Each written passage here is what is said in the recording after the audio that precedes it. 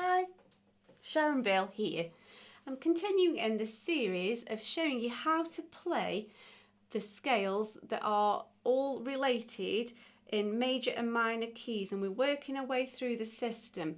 There's a full playlist showing you how these scales are worked out. If you follow the circle of fifths video, you'll see how we keep adding sharps or flats. And if you're wondering why those scales are constructed in this way, you can look at the various major and minor construction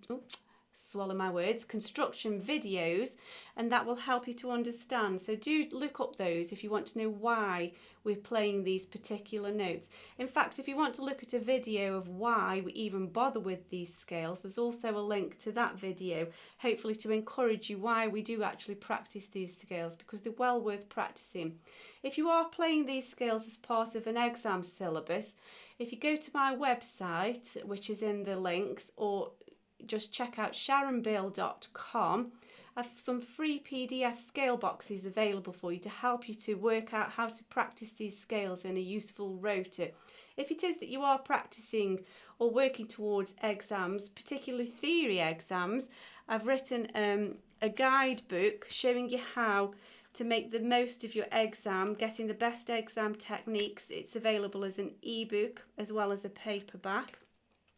In fact, whilst we're on the subject of books, I've released my debut novel. This is very exciting. I'm so excited about this. It all goes on in this book. And actually the character, Beth, from this book, coincidentally is also a piano tutor. Just a little sideline there. However, there's loads of videos coming to help you with your music playing, with your practical aspects of scales and all sorts, but also there's loads of videos coming to help you with your music theory as well. So if you can like and subscribe, then you won't miss out, and giving me a like button and hitting the thumbs up is also very encouraging to me, so that would be great. Thank you very much. However, let's get cracking. So we're now moving on, progressing in this circle of fifths. And so we did A minor, and now the next one in the progression is E minor. Now E minor is related to G major, and so it has a key signature of F sharps. And so now if we were to look at E minor in its harmonic form, we would need to remember that it has the key signature of F sharps, but then it also has a raised seventh as an accidental of D sharps. That's our seventh note of the scale, and that's added as an accidental.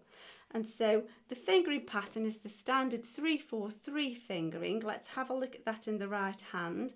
And so we need to remember that there's an F sharp as part of the key signature, and then we've got this big stretch to the D sharp, which is the accidental, that gives it that harmonic minor. Gives it kind of that harmonic minor snake charmer kind of sound. So we'll do 2 octaves because that establishes the fingering pattern, and then whether you want to extend that to 3 or 4 octaves, it still remains the same. So E minor beginning on home key or the tonic note of E, F sharp, G, that third note of the scale gives us our related key just out of interest, so G major is related to E minor. So 1, 2, 3, tuck under after that 3. Our finger 4 has got to reach up to the D sharp for the raised seventh, and then tuck under to get to the home note. There's our first octave complete. F sharp, G, tuck after 3, D sharp, finish. That's our 2 octaves complete. So we reverse the process. D sharp, 3 over F sharp, 4 over D sharp, 3 over F sharp, E. If you want to have a little practice of that, by all means press pause and then come back to it. Let's have a look now at the left hand. So we're beginning on E with our little finger. We've got F sharps coming up straight away, and then it will be 3 over once we've finished this first progression here. 3 over, reach to your D sharp, home. 4 over is your F sharp. 3 over, reach for your D sharp, your raised 7th. And now we reverse the process. D sharp, 3 tuck under. F sharp is our 4 tuck under, making sure we get all the way to a home note E. D sharp, 3 is on C, tuck under. F sharp, E. You've just got to make sure that you get the correct stretches, because if you remember, or if you haven't looked, have a look at the scale explanation videos that I've mentioned. Scale literally means step, and we have to account for every single note just once. And so we want E, F sharp. We don't want the F note allocated twice, and so if you go E, then this key, we've actually played the F sharp twice by playing F sharp and F. So just make sure that each note is only allocated once. Let's have a go at that in hands together now, 2 octaves. And so the sharps are going to form simultaneously because we're going in the same direction, but the fingering is going to stagger. And so we need to think the right hand leads the way as you ascend, 3, 3, 4, 4, 3, 3. And then as we come down, as we descend, your left hand will lead the way with the fingering 3, 3, 4, 4, 3, 3. Let's have a look at how that works out on the keyboard. So we're beginning on E, F sharp, G, tuck under after 3 in your right, now 3 over in your left, D sharps, there's our 4 in the right, so we tuck under to the E, now 4 over in the left, F sharps, 3, tuck under in the right, 3 over in the left, D sharps, and we've finished. Back we come, no need to repeat that note, turn straight around and down we come. D sharps, stretch to the C, tuck after 3 in your left, 3 over in your right, F sharps, now 4, so we're under in the left, 4 over in the right, D sharps, stretch all the way to C, 3 under, 3 over, F sharps. It's a big stretch here because we need to make sure we get from D sharp to C. We don't want D sharp and then D, otherwise we've played this D key allocation twice and we'll miss the C one. Let's have one more go at that.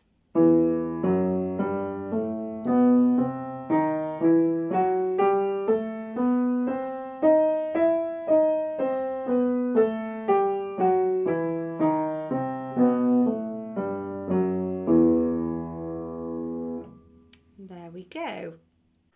Let's have a go at putting E harmonic minor hands together in contrary motion for 2 octaves now.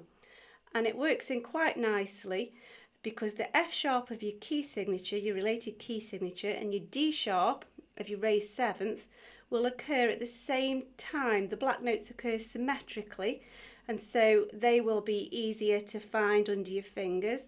And we've also got the 3-4-3 fingering pattern, which also occurs symmetrically.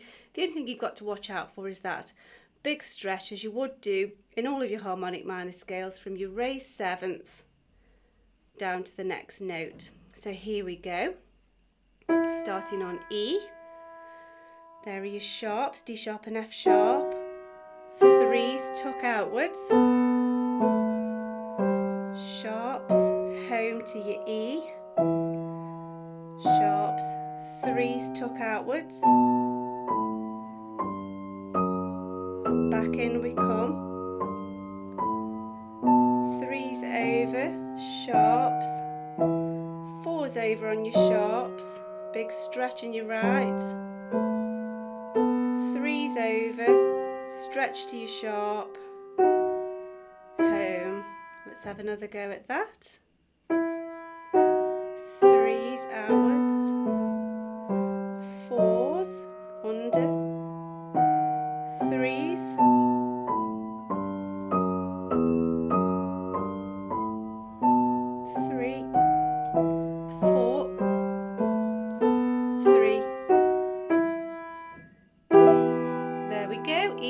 harmonic minor, 2 octaves hands together. Now let's have a look at how we can play E minor in the melodic form. Again, it's all explained why we do this in the videos that I've mentioned before. If you look at the construction of the melodic minor scale, which is in the cards and the links in the description. So we know that E minor is related to G major, and so we need an F sharp whatever happens. And then we also need to make it melodic minor, the raised 6th and 7th.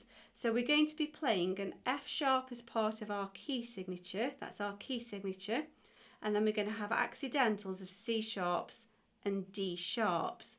That's the step-by-step way of working it out.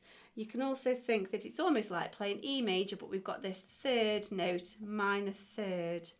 So here we go. It's still the same 3-4-3 fingering pattern. So let's just mark up and down in the right hand.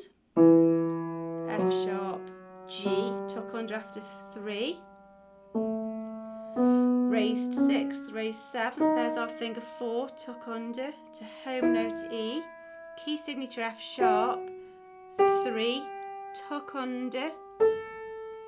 Raised 6th, 7th, finish, and now turn it straight around and we're going to come back down, still 3-4-3 fingering, but now we only need to remember the F sharp key signature because we're coming down in the related key of G major.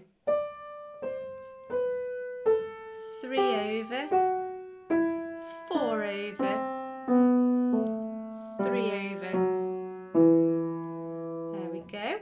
Let's have a look at the left hand. So same principle, 3-4-3 fingering. As we ascend, as we go up, we need the key signature of F sharps, and then we need the accidentals of C sharps and D sharps to make the raised 6th and 7th.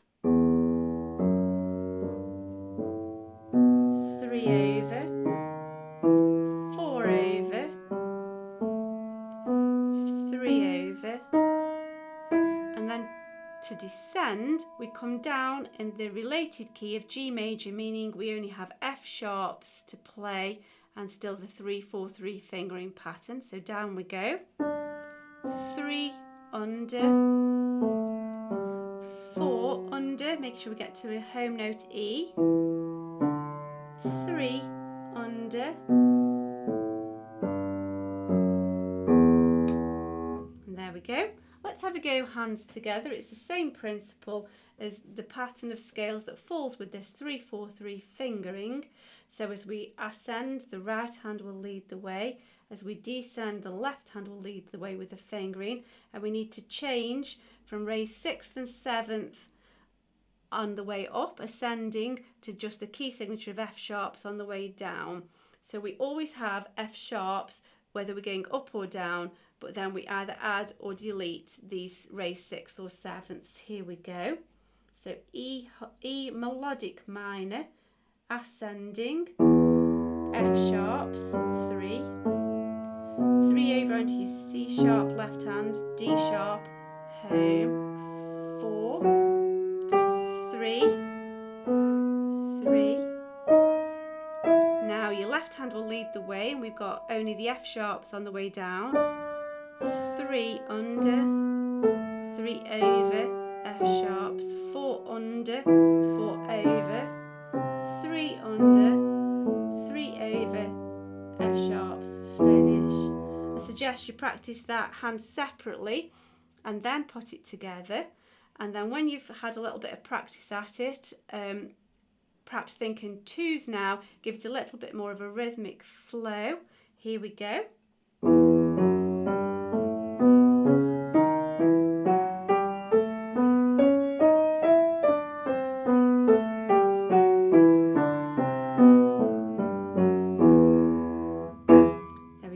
E melodic minor. So that's E minor in all of the forms that are required for most of the piano exams. Again, if you just have a look at my website, if you want to work out some scale practice rotors, there's a PDF available to help you to work out all of the scales that you need to practice. And again, just to encourage you to think why we need to bother to practice scales. Why is it bother making this effort? Have a look at the video that I've said there. Hopefully I can convey my enjoyment and love of scales, because I genuinely do enjoy playing these, and I really enjoy showing all the nuts and bolts of what makes them into what they are. There's loads of videos coming, so if you can like and subscribe my videos, that'd be really fab, and hopefully that's been enjoyable and beneficial to you. Thanks for watching, and I'll see you next time. Bye.